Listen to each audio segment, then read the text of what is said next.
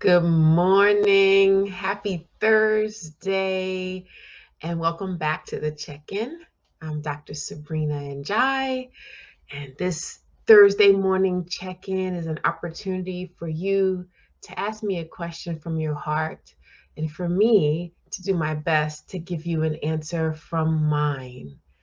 And today's question comes from a person with the initials AY, and she says, "Dear Dr. Sabrina, what is your best advice about anger?" Um, well, my best advice may not be my only advice, but my best advice for anyone who's experiencing any sort of anger is to feel it, is to feel the emotion. And I want to remind you that there's absolutely nothing wrong with the emotion of anger. In fact, every single emotion is innocent. It's only what we do with the anger that may or may not be innocent. So when someone comes to me and they're like, "Sabrina, I'm so mad. I'm so mad. I'm so mad." The first thing I want to do is have them pause. Pause for a second. Be with the anger. And then we close our eyes together and we look at what's underneath the anger. So that's my first answer to you, AY, is can you tell yourself what's underneath the anger? And usually there's one of two things or both things underneath anger. It's either hurt or fear or both.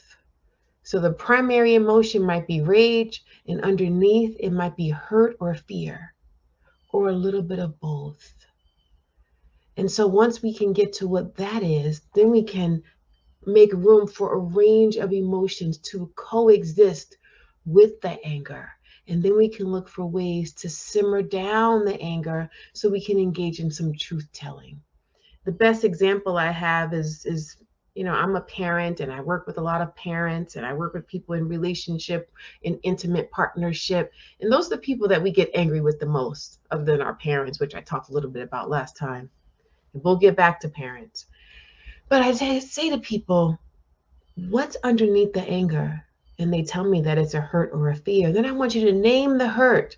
The hurt is you called me a name. The hurt is you betrayed me. The hurt is you abandoned me. And what is the fear? The fear is you might get hurt. The fear is I might get hurt.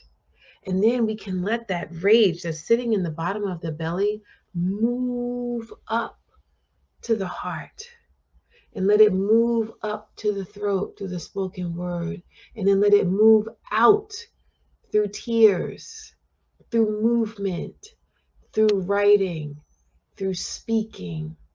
And there's a magic in speaking the anger to a safe person so that it comes out, comes back in, goes into you, and gives you a moment just to feel it.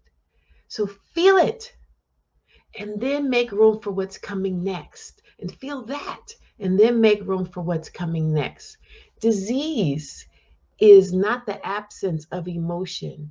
Disease comes when we focus too much on one emotion without giving ourselves the freedom of having a range. So, my homework for you this week is to feel your feelings, have a range of emotions, have a safe place to talk to about those emotions. And if you don't have a person, be with yourself.